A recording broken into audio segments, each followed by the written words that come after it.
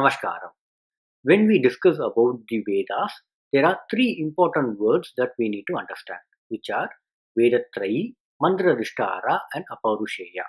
What are they and what do they signify? We will discuss in today's blog post. In our last blog post, we understand that the Vedas are broadly classified into four types, which are Rig, Yajur, Sama and Atharvana Veda.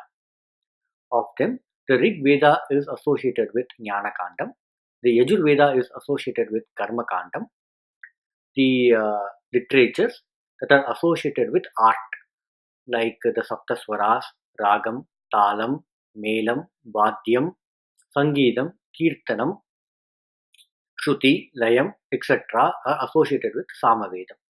The literature that are associated with social concepts, family bonding, nation building, agriculture, diseases, medicines, Shatrunashanam, success in battles, etc. they are associated with Atharvana Veda. For some reason, there is a misconception that Atharvana Veda is forbidden.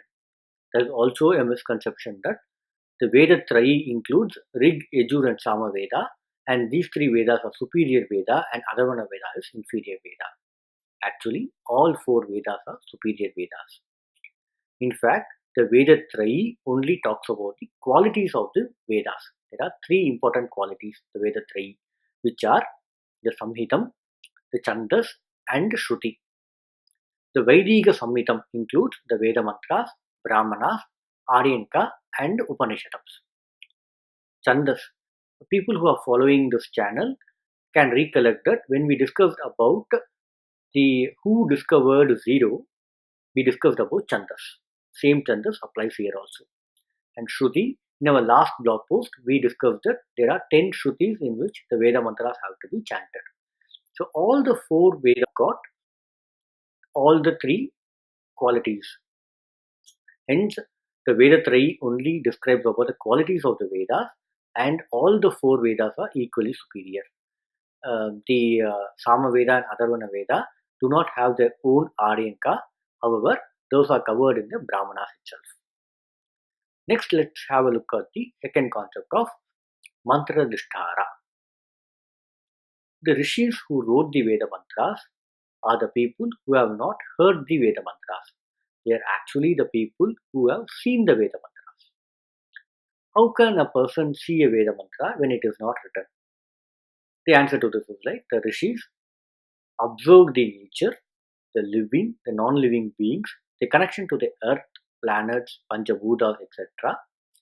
derived knowledge from these observations and composed poems from this derived knowledge and documented them in a poetic format. That's how the Vedas are. If it looks very odd, when I give you an example, you will be able to easily identify it. How they could have done this one.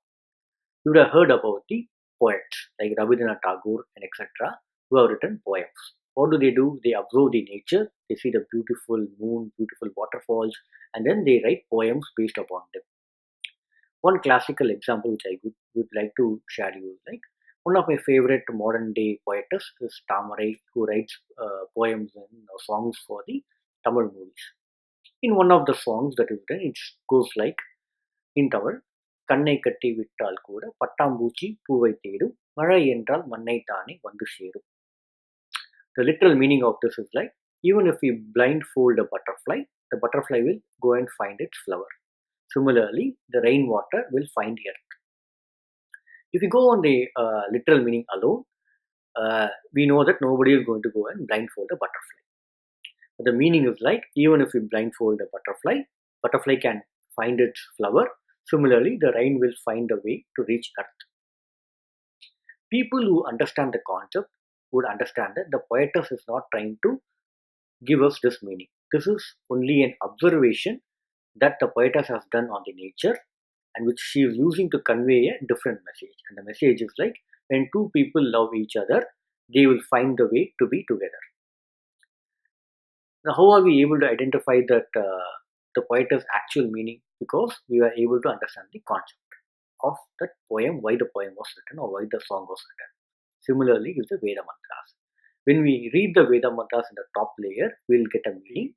we understand from our last blog post that there are 3 levels of Artha for the Veda mantras. And we'll come to know the deepest level of meaning which is hidden in there when we know the context of the Veda mantras. And the 3 levels of the Artha are Adhyatmika Artham, Adi Baudiga Artham and Adi Devata Artham. And that's why we also say Om Shanti, Om Shanti, Om Shanti 3 times after we chant the mantras.